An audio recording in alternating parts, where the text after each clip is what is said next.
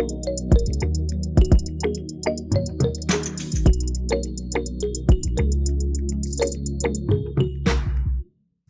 24 TV-ին շարունակում է աշխատանքը, տաղավարում այսօր իմ հյուրն է փաստաբան Ռոման Երիցյանը։ Բարև ձեզ։ Բարև ձեզ։ Շնորհակալ եմ մեզ հյուրընկալվելու համար։ Շնորհակալ եմ։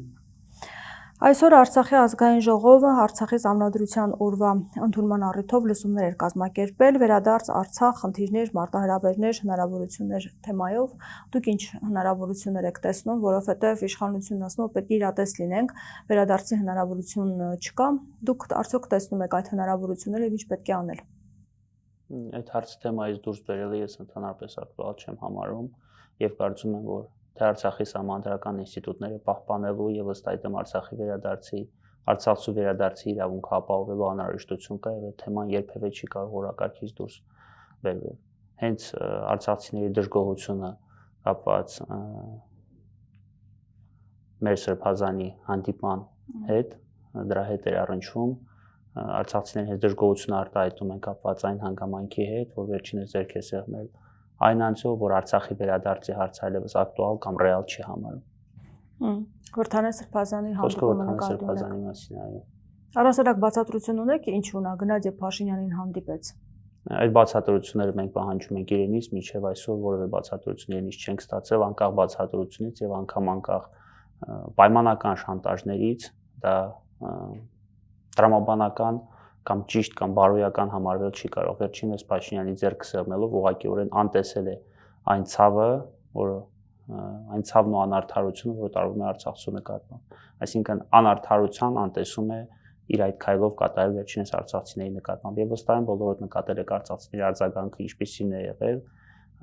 բոլորը պահանջողական են եւ բոլորը դեմ են, կարծես թե բոլորը դեմ են իր այդ քայլին։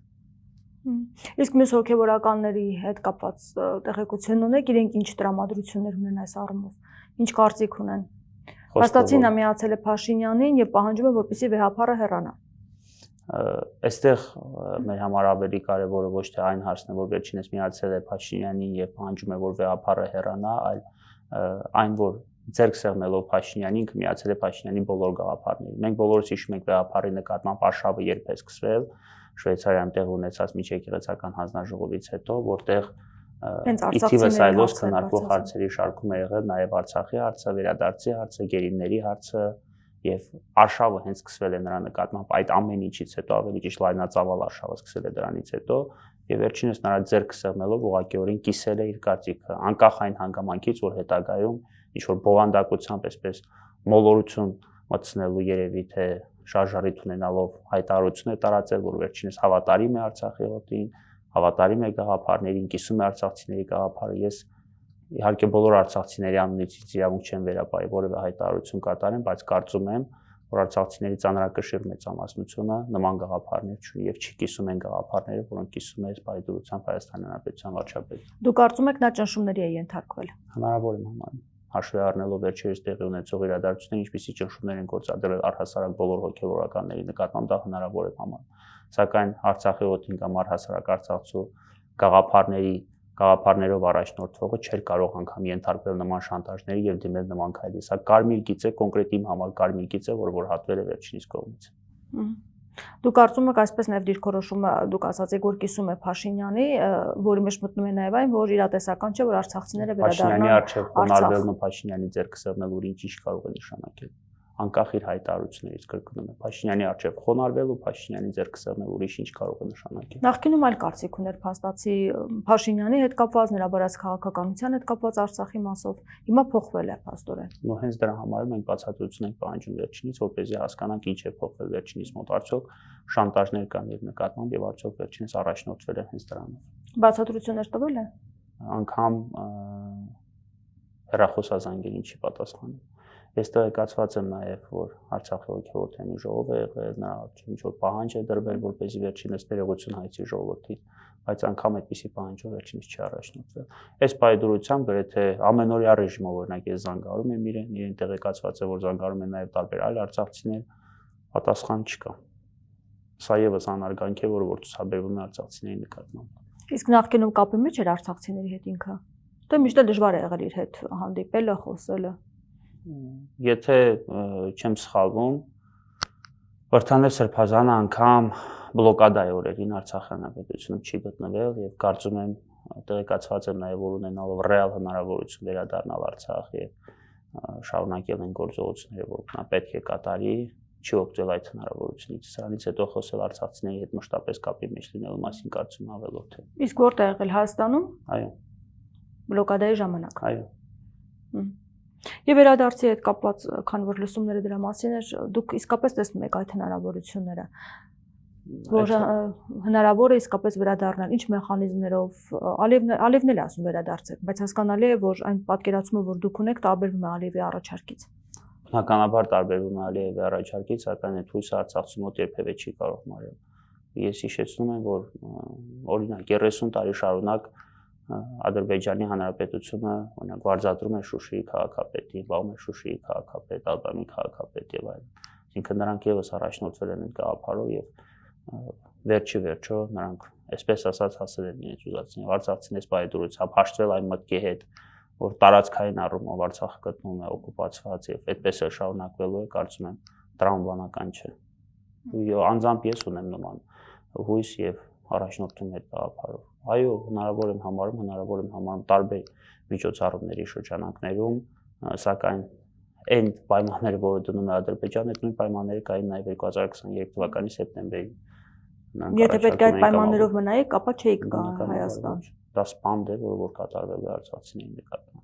Բայց դուք կարծում եք միջազգային մեխանիզմներ կդրվեն ճիշտ աշխատանքի դեպքում, այսինքն ներկայացուցիչներ լինեն, որոնք դրա անվտանգությունը կապահովեն այնտեղ, եթե վերադառնան։ Դա կախված է Հայաստանի Հանրապետության վարած քաղաքականությունից։ Այսօրվա իշխանության պայմաններում միջազգային որևէ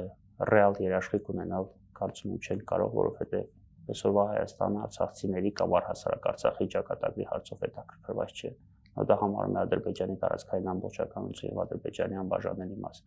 Ուստի ներկայիս իշխանության պայմաններում հույս պահել, որ միջազգային մեխանիզմներ կներդրվեն կամ ռեալ երաշխիքներ կլինեն արցախցիների անվտանգությունը ապահովելու հարցում իրատեսական չէ։ Բայց հիմա այս փուլում Ադրբեջանը ակտիվ խոսում է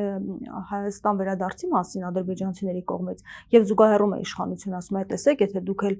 խոսեք արցախցիների վերադարձի մասին, իրենք էլ կասեն գան Հայաստան։ Իհարկե իրար հետ անհամատեղելի են այս փաստերը, իրողությունները, բայց ամեն դեպքում իրենք համատեղում են։ Հենց դուք պատասխանեցիք, որ դրանք ուղղակի անհամատեղելի են։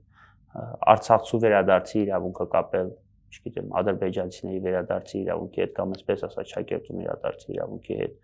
որքանով է տրամաբանական առհասարակ եւ առաջնորդվել այդ գաղափարով Ադրբեջանը միշտ այդ պահանջը բարձրացնում է, անկախ Արցախի օկուպացված լինելու հանգամանքից։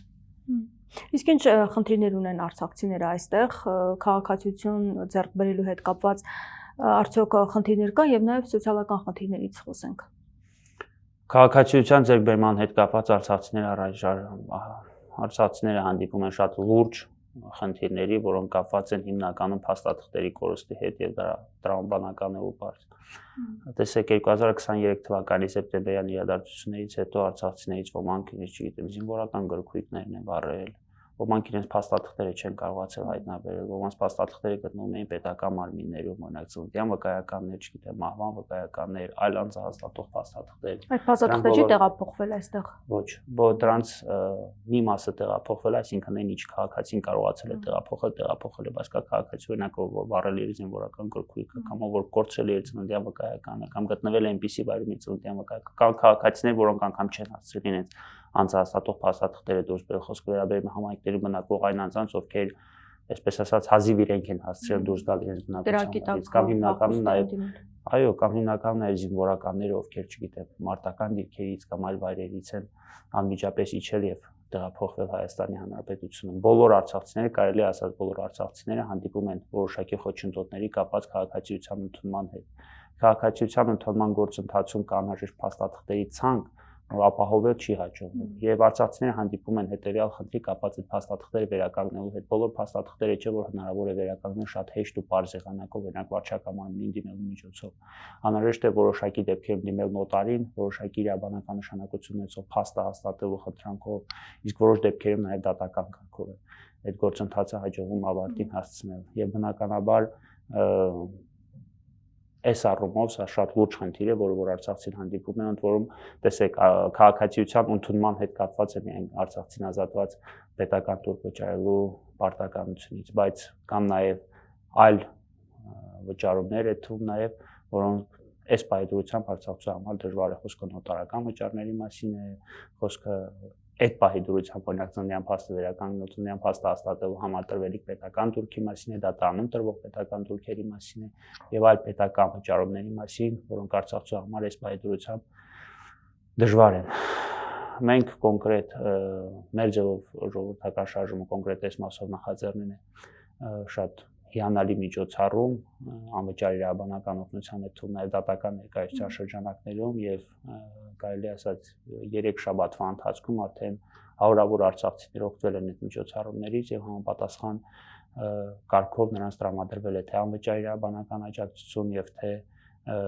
այդ թվում նաև դատական ներկայացություն կամ ներկայացություն նոտարական մարմիններում, որոնց շնորհիվ հասանելի է դարձել քաղաքացուն իր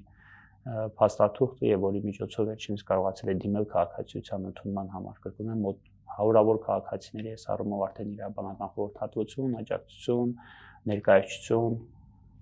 Այսինքն ցանկացողների թիվը մեծ է, բայց փաստաթղթեր չլինելու պատճառով խնդիրներ են առաջանում քաղաքացիության առումով։ Ցանկացողների թիվը մեծ լինելու հանգամանքը պայմանավորված է հիմնականում այն սոցիալական խնդիրներով, որոնց արցախցին առնչվում է այս պայմանությամբ Հայաստանի Հանրապետությունում կապված բնակության վար չունենալու հանգամանքի հետ եւ պետության կողմից մշակված հայտարարակ միջոցառման հետ կապված սերտիֆիկատների հետ դրան այդ միջոցառումը այդ դրա շահառու լինելու համար արցախցին պետք է պարտադիր ընդունի Հայաստանի Հանրապետության քաղաքացիություն։ Չնայած ես ի սկզբանային կարծիքին եմ, որ արցախցին ունի Հայաստանի Հանրապետության քաղաքացիություն, որովհետև քաղաքացի չհամարվող անձը չի կարող կրել Հայաստանի Հանրապետության քաղաքացու անձնագիր, անկախ այս առումով կառավարության ներկայացրած պատճառաբանություններից, բայց այնուամենայնիվ այդ միջոցառման շահառու դառնալու համար արցախցին պետք է ընդունի Հայաստանի Հանրապետության քաղաքացիություն եւ դրանով պայմանավորված արցախցիների մեծ թվականակ ովքեր ցանկանում են ընդունել Հայաստանի Հանրապետության քաղաքացիություն, այլ ընտրանք չունենալը։ Կարելի է ասած պետությունը այս կամավորության սկզբունքն է վերացնում քաղաքացիության ընդունման հարցում, որովհետև քաղաքացիություն արցախցուն դնում է այնպիսի մի իրավիճակում, որ վերջինս հակված է կամ ստիպված է քաղաքացիություն ընդունել Հայաստանի Հանրապետության քաղաքացիություն այս կամ այն միջոցառման շահառու դառնալու նպատակով։ Բայց կառավարության կողմից նոր նախագիծ կար, որ Արցախից տեղահանված մինչև 3 անձից բաղկացած ընտանիքները կարող են 10 տարով բնակարանի վարձավճարի մասնակի հատուցում ստանալ։ Այդ նախագիծը դրվել է շրջանառության մեջ, նախատեսվում է աջակցության ծրագիրը սկսել 2026 թվականի հուլիսի 1-ից։ Նոր նախագծի համաձայն նրանք կարող են ընտրել վարձավճարի երկարաժամկետ 10 տարով հատուցման տարբերակը։ Քանի հոգի կարող են մոտավոր շատ են այն մարդկանց թիվը, ովքեր կարող են օգտվել այս ծրագրից։ Տեսեք, նախ այդ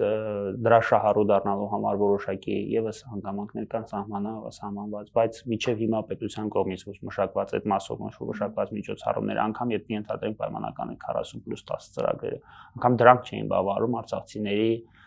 նորմալ եւ բնականon կյանքը ապահովելու համար։ Դա չի կարելի ասել, որ օրինակ այդ 40+10 ծրագրերի շրջանակներում արցախցին դրանով կարողացել են ընդհանրապես գոյատևել։ Այս պայմանությամբ այդ միջոցառումը եւս չի գործում, եթե չեմ սխալվում 2025 թվականի մարտ կամ ապրիլ ամսից չի գործում, միջև հիմա չի գործում։ Երկարաձգվեց հետո արդեն միջև ապրիլ ամսին, եթե չեմ սխալվում, երկարաձգել։ Մի հատ հայտարարություն։ Դեպի բողոքի ակցիաներից հետո երկարաձգվեց ժամկետը։ Ընդհանրապես, եթե չեմ սխալվում, 2 կամ 3 ամսով երկարաձգվեց, որից հետո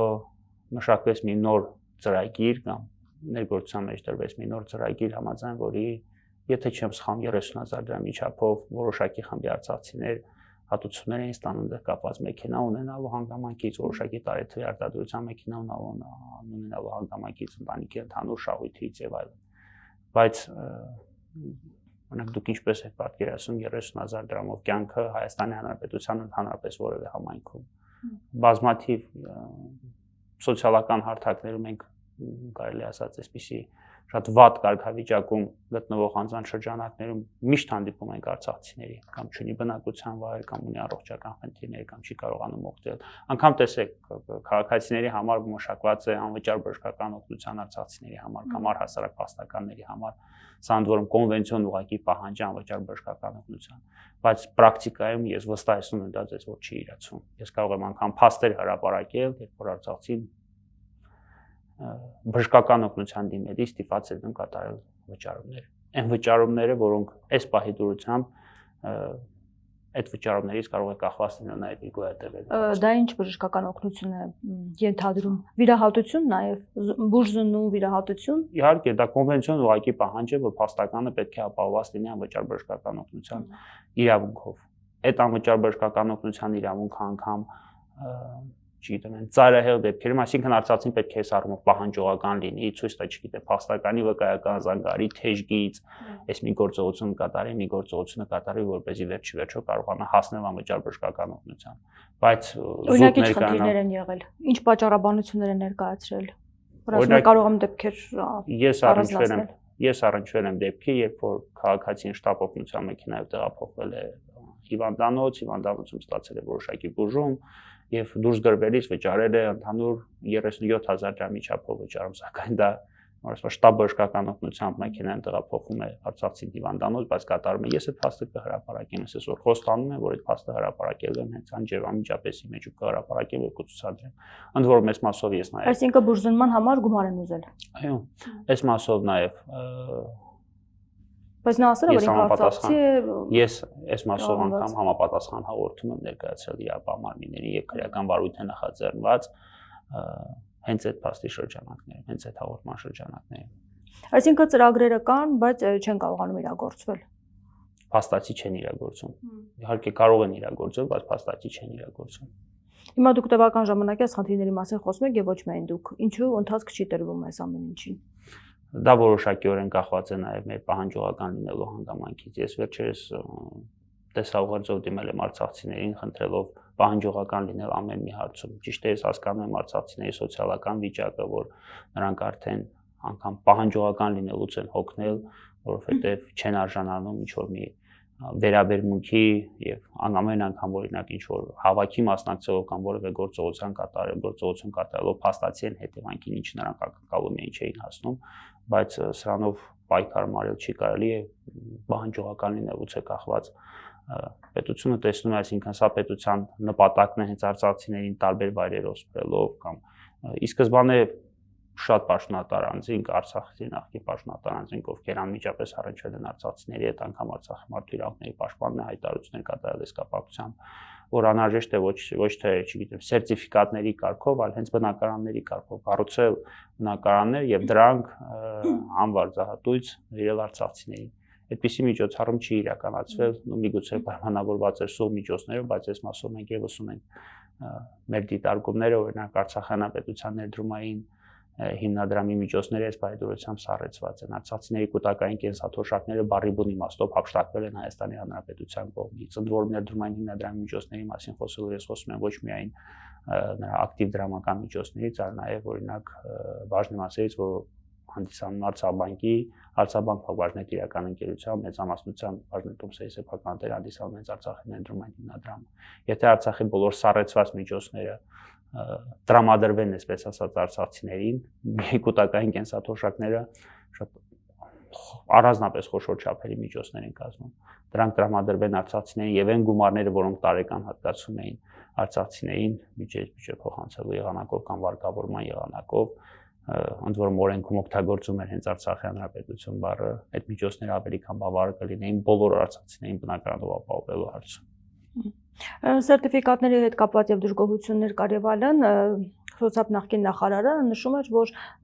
իրենք բոլոր պայմանները տրամադրել են եւ բացի այդ պատճառ էր բերվում, որ իբրև թե հրաժարվում են, որովհետեւ ուզում են գնան արտերկիր, իսկ դա արգելում է արտերկիր գնալը եւ այս խնդիրն է պատճառը։ Ինչ խնդիրներ էր առաջացնում, որ ոմանք հրաժարվում էին։ Դուք դա ռեալ եք համարում, օրինակ, եթե արցախցին հնարավորություն ունենա Հայաստանի Հանրապետությունում ապահովված լինի բնակարանով, ինչու պետք է վերջինս թողի Հայաստանի Հանրապետությունը եւ տեղափոխվի արտերկիր։ Չէ, խնդիրները դրա հետ չեն կապված, խնդիրները աշխատանքի խնդիր ունեին, գնում էին արտերկիր աշխատելու, որովհետեւ հիպոթեկով փաստացի պետք է նաեւ, չէ՞, ձևակերպեր։ Հենց խնդիրները կապված են դրա հետ, տեսեք, քաղաքացին այդ խնդրին առնչվում է նաեւ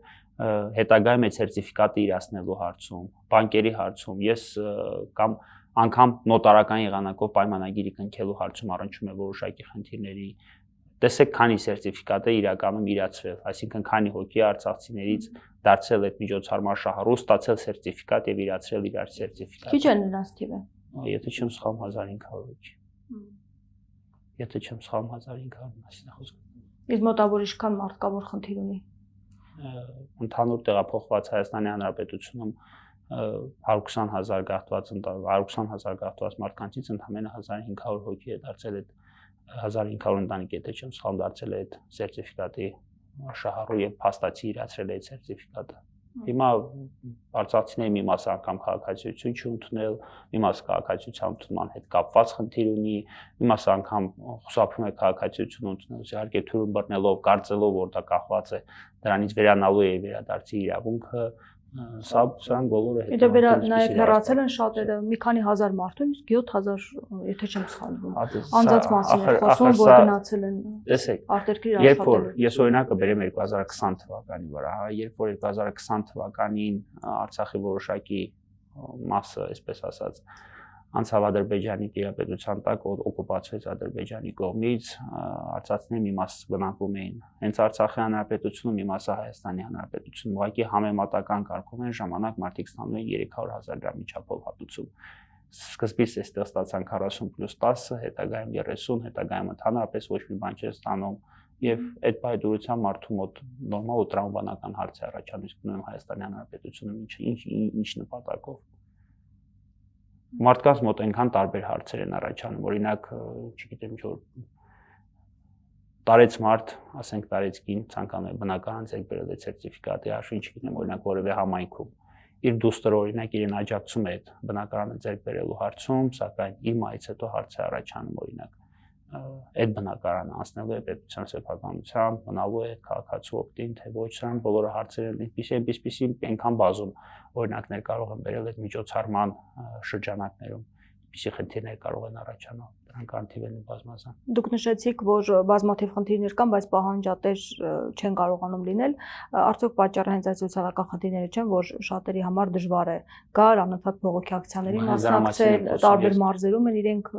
գտնվում, սոցիալական խնդիրներ ունեն, աշխատանք են հազիվ գտել եւ չեն կարող անընդհատ ակցիաների մասնակցել եւ այս հարցերը շատ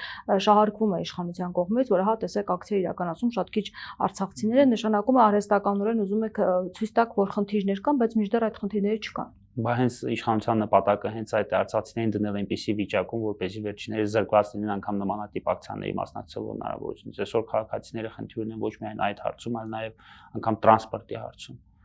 մեկ վայրից մյուս վայրը տեղափոխելու հարցում։ Նրանք հազիվ իրենց տան վարձն են կարողանում ապահովել կամ օրվա սնունդը այդտեղ նման պայմաններում մասնակցել ակցիաներին, որում անորոշ ակցիաների եւ անորոշ պահանջներով ակցիաների բնականաբար չեն կարողանում, բայց ես վստահեցնում եմ, որ սա հենց իշխանության նպատակն է։ Սա հենց այդ վարած քաղաքականության հետևանքն է եւ նրանց նպատակն է, որին նրանք կարողացել են հասել։ Արցախցիներին ամբողջ Հայաստանի Հանրապետության տարբեր տարածքներով մեկ եւ դնել այնպիսի սոցիալական վիճակում, որպեսզի վերջիններս հնարավորություն չունենան, բայց ես վստահեցնում եմ, սա այսպես չի շարունակվելու եւ ես վստահ եմ, որ արցախցիների ձայնը դեռ լսելի է լինելու Հայաստանի Հանրապետության իշխանությունների համար։ Շնորհակալ եմ զրույցի համար։ Ես եմ շնորհակալ եմ։ Զրուցակիցս փաստաբան Ռոման Երիցյանն էր։ Շարունակեք մեզ հետևել, կհանդիպենք։